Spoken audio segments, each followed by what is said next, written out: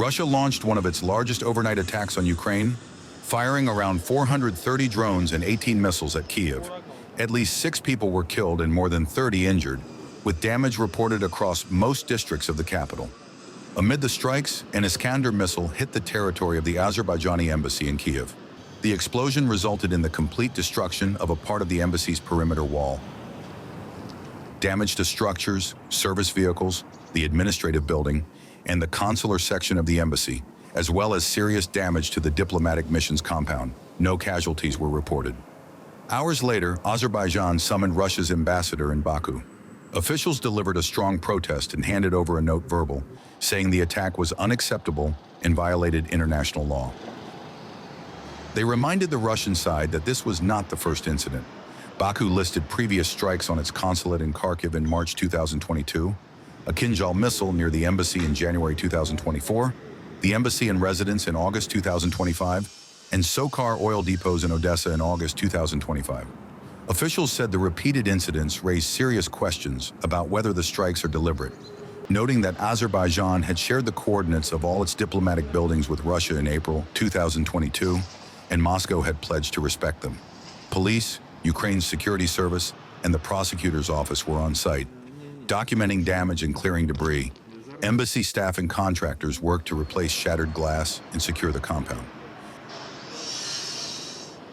A massive crater ripped into the ground nearby, its jagged edges and surrounding debris showing the explosion's destructive power.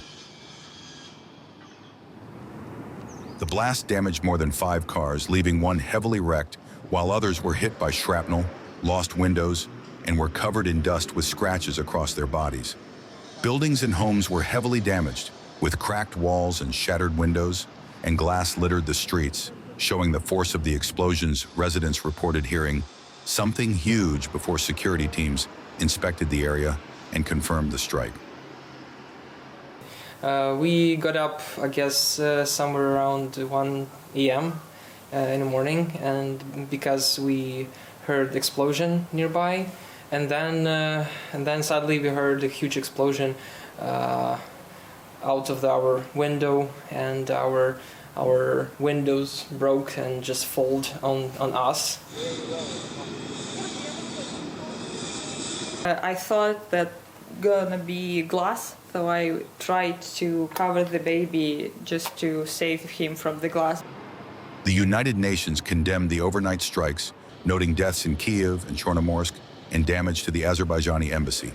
It said attacks on civilians and civilian infrastructure are unacceptable and called for a full, immediate, and unconditional ceasefire as a first step toward lasting peace in Ukraine. Ukraine's President Volodymyr Zelensky called Azerbaijani President Ilham Aliyev to condemn the embassy strike and thank Azerbaijan for its humanitarian support. President Aliyev said attacks on diplomatic missions cannot be justified. Across Kyiv, emergency crews say more than 40 people were rescued last night, as fires and destruction were reported citywide.